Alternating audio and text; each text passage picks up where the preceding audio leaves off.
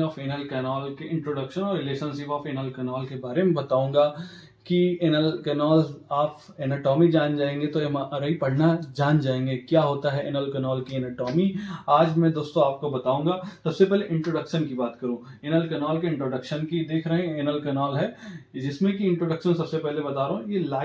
ये anal canal है वो टर्मिनल पार्ट ऑफ जीआईटी हिस्से का सबसे आखिरी हिस्सा होता है ये एनल कैनाल। ऐसा समझे कि जैसे प्रॉक्सिमल होता है वो आगे का हिस्सा होता है, वैसे आखिरी हिस्सा जैसे इंटेस्टाइन के बाद सबसे आखिरी में जो हिस्सा बचता है वो एनल कैनाल का ही बचता है।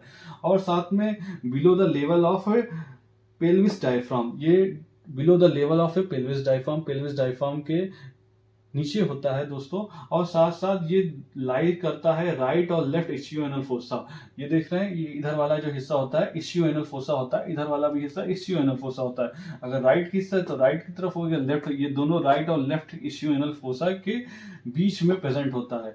तो और साथ साथ ये इंट्रोडक्शन रहा। दूसरा बात करते हैं ये कहाँ प्रेजेंट होता है, तो ये इसके बगल बगल देख रहे हैं एनल कैनाल है, एनल ओरिफिस है, और इसके आगे का हिस्सा प्यूबिस सिम्फाइसिस होता है और इसके पीछे का हिस्सा ये कॉकिक्स है। प्यूबिस सिम्फाइसिस वो हिस्सा होता है जिसमें कि आपने पेल्विस बोन पढ़ा होगा, इलियम इस्कियम प्यूबिस। प्यूबिस के दोनों का हिस्सा जब अटैच होते हैं तो एक वाश बेसिन जैसा शेप बन जाता है पेल्विस बोन का।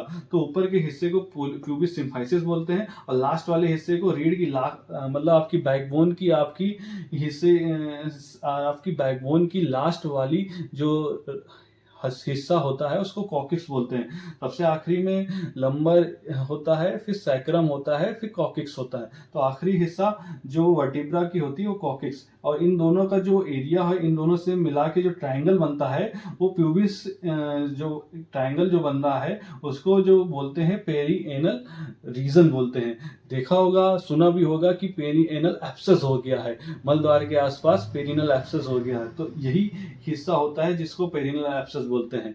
तो इतना बात दोस्तों समझ में आ गया होगा कि पेरिनल एरिया कौन सा होता है। अब बात करते हैं इनके रिलेशन के बारे में। तो सबसे पहले ये बात करेंगे यहाँ पे कि ये एनल एरिया है, आपका एनल कैनाल है, वो आपका एक्सटेंड करता है डाउनवर्ड और बैकवर्ड। देखिए डाउनवर्ड कर रहा है और पीछे की तरफ बैकवर्ड कर रहा है, और ये आपके कॉकिक्स के टिप्स एरिया से 2 से 3 सेंटीमीटर फ्रंट होता है, और जो एनल ओरिफिस होता है, एनल का जो ओपनिंग होता है वो 4 सेंटीमीटर बिलो होता है आपके टिप ऑफ कॉकिक्स से। ठीक है, तो ये रही एनोरेक्टल, ये एनोरेक्टल जंक्शन देख रहे हैं, एनोरेक्टल रिंग देख रहे हैं, एनोरेक्टल रिंग से जो कॉकिक का टिप होता है वो 2 से 3 सेंटीमीटर सामने होता है।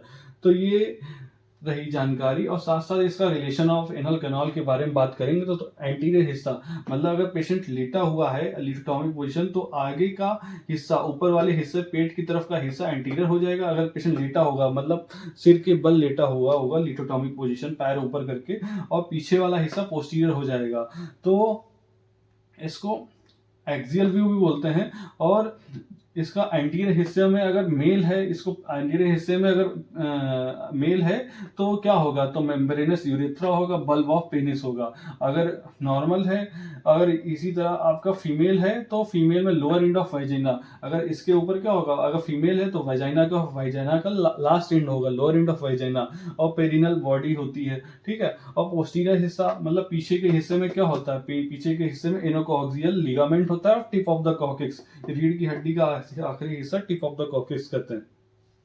अगर लेटरल की बात करें तो मतलब एनल एरिया है, उसके लेटर साइड में क्या है, इशियो एनल फोसा है, इशियो एनल फोसा, इसको इशियो एनल फोसा कहते हैं, इस एरिया को इशियो एनल फोसा। अगर चारों तरफ बात करें, अगर आपका मलद्वार है उसके चारों तरफ क्या है, तो चारों तरफ स्पिंक्टर है, देख रहे हैं ये स्पिंक्टर है, इंटरनल स्पिंक्टर और एक्सटर्नल स्पिंक्टर, इंटरनल स्पिंक्टर और एक्सटर्नल स्पिंक्टर, ये चारों तरफ होते हैं, आपके मलद्वार के चारों तरफ होते हैं। तो ये एनल कैनाल के रिलेशनशिप के बारे में हो गई। अब बात करते हैं एनल कैनाल के एनाटॉमी के बारे में। तो एनल कैनाल देख रहे हैं, ऊपर वाले हिस्से से एनल कैनाल से और यहाँ तक हिस्सा जो लेंथ होती है 1.5 सेंटीमीटर की होती है, और वहीं जो अंदर का हिस्सा होता है वो प्लम्प रेड कलर का होता है, और साथ साथ इंडोडर्म ओरिजिन होता है, प्लम्प रेड कलर का होता है। और इसमें देख रहे हैं एनल कॉलम्स होते हैं, लगभग 6 to 10 एनल कॉलम होते हैं। और इसके ठीक ये नीचे देख रहे हैं, इसको बोलते हैं एनल वॉल।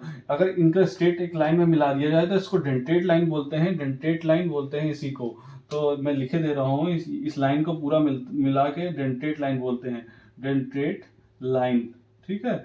और डेंटेट लाइन जो होता है, डेंटेट लाइन के नीचे का हिस्सा जो होता है वो दोस्तों वो इक्टोडर्म ओरिजिन होता है। ऊपर वाला हिस्सा इंटोडर्म ओरिजिन होता है, प्लम्प रेड कलर का होता है। और इसके बीच वाला हिस्सा ब्लूइश रेड कलर का होता है। और ब्लूइश रेड होने के कारण और इसके ठीक नीचे जैसे आप खत्म होता है ये हिस्सा, तो यहाँ पे एक व्हाइट लाइन अपीयरेंस होता है। इसको हिल्टन लाइन भी बोलते हैं या व्हाइट लाइन भी बोलते हैं।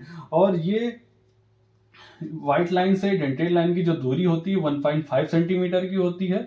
और इसके ठीक नीचे आपका पेरिनल रीजन शुरू हो जाता है जो कि 0.8 सेंटीमीटर तक होता है।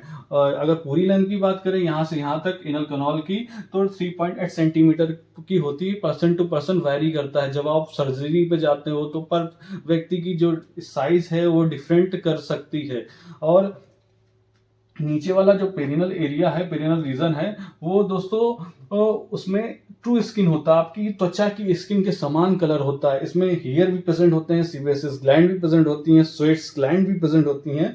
और ये keratinized stratified squamous epithelium cells present होती हैं। तो दोस्तों ये रही जानकारी एनल कैनाल के बारे में। अगर जानकारी अच्छी लगी हो तो चैनल को लाइक कर जरूर करिएगा। नेक्स्ट वीडियो एनल कैनाल की एनाटॉमी के बारे में नेक्स्ट वीडियो में मिलेंगे। तो जानकारी अच्छी लगी हो चैनल को लाइक कर जरूर करिएगा। और इसका उद्देश्य, अगर आपने एनाटॉमी पढ़ ली तो आप MRI की रिपोर्ट बहुत ही इजिली आप पढ़ सकेंगे। तो दोस्तों अगर आपने अच्छे से MRI रिपोर्ट पढ़ना है तो एनल कैनाल की एनाटॉमी एकदम क्लियर होना चाहिए। तो जानकारी अच्छी लगी हो चैनल को लाइक जरूर करिएगा। धन्यवाद दोस्तों।